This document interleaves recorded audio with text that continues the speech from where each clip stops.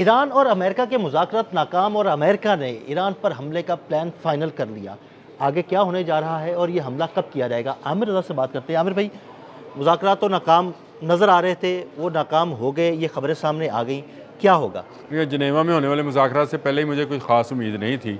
गो के बहुत सारे इंटरनेशनल मीडिया ने कहा है कि ये मुज़ाकरात जो हैं बिला नतीजा ख़त्म हुए, लेकिन कुछ पॉजिटिव चीज़ें जो हैं वो भी सामने आई हैं। देखें, अमेरिका जो जिस किस्म के मुतालबत कर रहा था, वो मुतालबत तस्लीम करने वाले नहीं थे। उस पर मैं बाद में आता हूँ, लेकिन असल चीज़ ये है कि एक तरफ मुज़ाकरात हो रहे थे, कल जनेवा में मुज़ाकरात थे जुमेरात के रोज़, और कल ही सेंटकॉम जो सेंट्रल कमांड है अमेरिका का, सेंट्रल कमांड ऑफ अमेरिका या यूएसए, उसके अब जो चीफ़ हैं ब्रॉड कूपर, उन्होंने डोनाल्ड ट्रंप को जंग के हवाले, ईरान वॉर के हवाले से ब्रीफिंग दी है। वो बड़ी और भरपूर इसको ब्रीफिंग दी गई है। जी, इस ब्रीफिंग के अंदर ये बताया गया है कि ईरान पर कैसे हमलावर हुआ जा सकता है और इस जंग को कैसे महदूद दिनों के अंदर ख़त्म किया जा सकता है।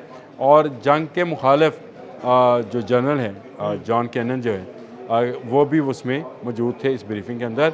और ये सिर्फ चंद लोगों की ब्रीफिंग थी। जो यहूदी अखबार जेरूसलम पोस्ट ने जो खबर शाया की है, उसके मुताबिक ये कोई बहुत बड़ी मीटिंग नहीं थी, सिर्फ चंद लोग मौजूद थे। लेकिन आमिर भाई, ये वो चंद लोग हैं जो बड़े अहम लोग हैं अमेरिका के। आपका chairman joint chief of staff है कैनन जो है, वो तो ये वो बड़े अहम लोग हैं जो पूरी जंग डिज़ाइन करते हैं। डोनाल्ड ट्रंप है और ब्रॉड कूपर है। तो अब मुझे ये बताएं, सेंटकॉम का जो सरबराह है इस वक्त, जो सेंट्रल कमांड का है, उन्होंने सिर्फ जंग पर बात की है, तो फिर मुझे बताएं किस चीज़ के मुज़ाकरात किए हैं? नहीं, कोई भी नहीं। अब आपने आप देखें कि जेडी वाइंस जो हैं, जो सबसे ज़्यादा मुखालफ नायब सदर है अमेरिका के, सबसे ज़्यादा मुखालफ हैं, उनका बयान है कि ट्रंप जंग पर आमादा हैं, लेकिन ईरान के साथ जंग जो है जिस तरह से वो चाहते हैं उस तरह से नहीं हो सकती। ये तवील मुद्दती जंग में तब्दील हो सकती है और इराक वाली गलती अमेरिका को नहीं दोहरानी चाहिए। यानी वो मशवरा ये दे रहे हैं कि हमें ईरान पर हमला नहीं करना चाहिए, क्योंकि ये इराक वाली गलती होगी जिसमें हम एक लंबी जंग में फंसे थे और उस जंग में जो है अमेरिका का काफ़ी नुकसान माली तौर पे भी हुआ और उसके इतमाद का जानी तौर पे हुआ, जानी तौर पे भी नुकसान पहुंचा। और आज तक वो इराक पर अमेरिका काबज़ उस तरह से नहीं है। हाँ ठीक है, कुछ कठपुतली लोगों को उसने बिठाया है, लेकिन ईरान के साथ ये मामला नहीं होना। जेडी वैंस जो अगर ये बात कह रहे हैं, जो कि नायब सदर हैं, तो मेरा ख्याल है कि डोनाल्ड ट्रंप जो है उनको बाज आना चाहिए। लेकिन आमिर भाई, उस मीटिंग में ये बातें ज़रूर बहुत डिस्कस हुई हैं, जो खुलकर सामने भी आई हैं कि उसमें ये ब्रीफ किया गया है कि कैसे अटैक किया जा सकता है, कहाँ कहाँ अटैक किया जा सकता है, और अगर ईरान उसका जवाबी हमला करे तो उस हमले को कैसे रोका जा सकता है। पहली बात तो यह है कि देखा ही ये जाता है, दो पहलवान अगर उतर रहे हों तो मुखालिफ पहलवान की ताकत क्या है और कमज़ोरी क्या है। ये चाहे ईरान है चाहे अमेरिका है। तो कल वाली होने वाली मीटिंग में मेरा नहीं ख्याल कोई नेटफ्लिक्स की फिल्म डिस्कस हुई होगी। नहीं, ऑब्वियसली यही चीज़ें जंग डिस्कस हुई होगी और कहाँ से हमला किया जा और सकता है। उसकी बुनियादी वजह यह है, मैंने बहुत सारे अपने व्लॉग्स के अंदर ये बात कही है कि जेराल्ड आर फोर्ड जुमे के रोज़ पहुँचेगा।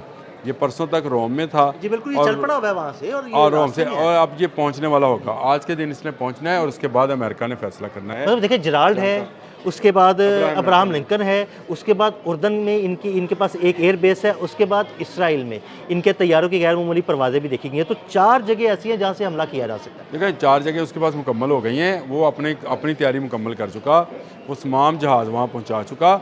अब उसके लिए जंग ही एक जो है उसका नतीजा निकलता है, क्योंकि डोनाल्ड ट्रंप जो हैं वो पहले दिन से मुज़ाकरात नहीं करना चाहते थे। वो सिर्फ जेराल्ड आर फोर्ड को वहाँ लाना चाहते थे, क्योंकि तमाम खलीजी ममालिक ने साथ देने से इनकार कर दिया था और उन्होंने कहा था हमारी सरजमीन जो है आप इस्तेमाल नहीं कर सकते हैं। अभी भी जो दुनिया ये समझती है कि अमेरिका जंग नहीं करेगा, अमेरिका अमन चाहता है, तो ये ख्वाब ख्याल की दुनिया है। देखें, अमेरिका ज़रूर अमन चाहेगा जब अमेरिका पर मिसाइल बरसेगा। अमेरिका ज़रूर अमन चाहेगा जब उसके जेराल्ड आर फोर्ड या अब्राहम लिंकन को नुकसान पहुँचेगा। अमेरिका ज़रूर अमन चाहेगा जब इसराइल पर जो शार्प 3 हैं वो गिरेंगे, तो अमेरिका अमन चाहेगा। अमेरिका किसी को अपने ऊपर हावी करके अमन नहीं चाहेगा, वो किसी को नीचे ज़ेर निगी करके अमन चाहेगा। वो चाहता ये है कि ईरान जो है मुज़ाकरात की टेबल पर वो तमाम शराइत जिनका मैं अक्सर जिक्र भी किया करता हूँ, मैं दोबारा बता देता हूँ, वो चाहता है कि वो अपना एटमी प्रोग्राम रोल बैक करें और उसको ज़ीरो पे ले आएँ, यानी कोई आप बिजली भी नहीं बना सकते हैं, पुरअमन एटमी भी आप अफजोदा यूरेनियम जो है उसको नहीं कर सकते हैं, और अपनी तमाम न्यूक्लियर जो है साइट्स हैं उनको आप इंटरनेशनल बॉडी के लिए यानी अमेरिका के लिए आप खोल दें ताकि वो आकर बैठें। फिर वो चाहते हैं कि आपके पास दौरान इनकलाब की जो है उसको कम किया जाए। तीसरी शर्त जो कि इसराइल के कहने पर किया गया, वो मिसाइल प्रोग्राम को 300 किलोमीटर तक महदूद करें यार ये तो आमिर भाई मुझे बड़ी मजाक का खेज बातें लगती ताकि इसराइल के लिए महदूद किया जाए। फिर वो तमाम ईरानी जो ऑयल कंपनीज़ हैं उस पर अमेरिकन जो हैं उन कंपनीज़ को स्टेक होल्डर बनाया जाए और फिर रजीम चेंज कर दिया, यानी अली हमनाई की जगह कोई और मॉडरेट किस्म के लोग जो हैं उनको हुक्मरान बनाया जाए, जिसका डोनाल्ड ट्रंप ने बड़ा खुलकर आज से 15-20 दिन पहले इजहार किया था और ये कहा था कि हम चाहते हैं कि उनके अंदर से ही तब्दीली आ जाए और ये तब्दीली लाने के लिए हम कोशा भी हैं।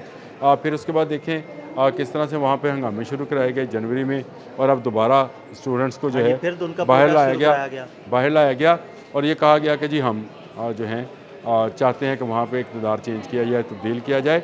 तो ये वो 4-5 अहदाफ हैं जो अमेरिका लेकर खलीज के पानियों में उतरा है, और मेरा ख्याल है कि ईरान की मौत होगी अगर किसी इसमें से एक शर्त को भी तस्लीम कर लिया जाए। देखें, आप एटमी प्रोग्राम को एटमी वॉरहेड तक ना लेकर जाएं, ये तस्लीम किया जा सकता है और करना भी चाहिए। ठीक है, बिल्कुल ठीक है, लेकिन अब अपने आप तमाम पुरअमन मकासद के लिए इस्तेमाल तो उनका हक है। आप तमाम रिएक्टर्स बंद कर दें, ये काबिल कबूल नहीं है।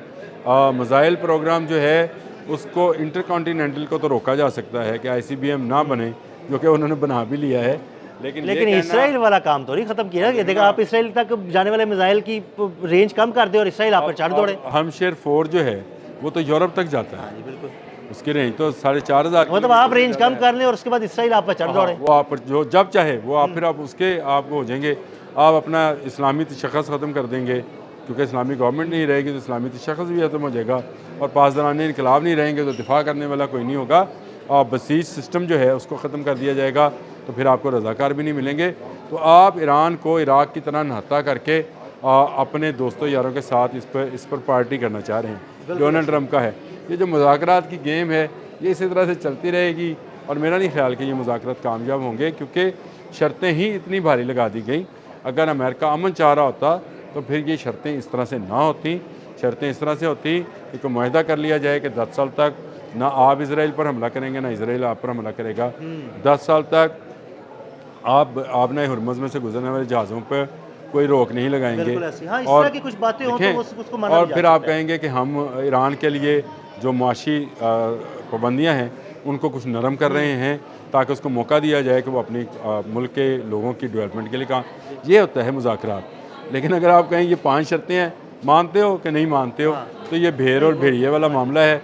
इसमें मैं नहीं समझता कि जो ये मुज़ाकरात हैं ये कभी कामयाब होंगे, चाहे वो उसमें डोनाल्ड ट्रंप का दामाद ही शामिल है या उसका खुसूसी एजेंसी शामिल है। अभी भी ये मुज़ाकरात अमान के ज़रिए ही हो रहे हैं, बराह रास्त मुज़ाकरात आज के दिन भी नहीं हुए। जो और वो एक पर्चा देते हैं, इनके पास आ जाता है, इस पर्चे पर टिक लगा देते हैं या क्रॉस लगा देते हैं, उनके पास चला जाता है। बस इस तरह से काम जारी है और ये काम जारी रहेगा। जलाल अल फोर्ड आज रात किसी वक्त खलीज के पानी में होगा। बहुत शुक्रिया आमिर भाई। आमिर भाई ने बड़ी तफसील के साथ इस सारे मामले पर रोशनी डाली। अदील अहमद और आमिर रज़ा को इजाज़त दीजिएगा। अल्लाह हाफ़िज़।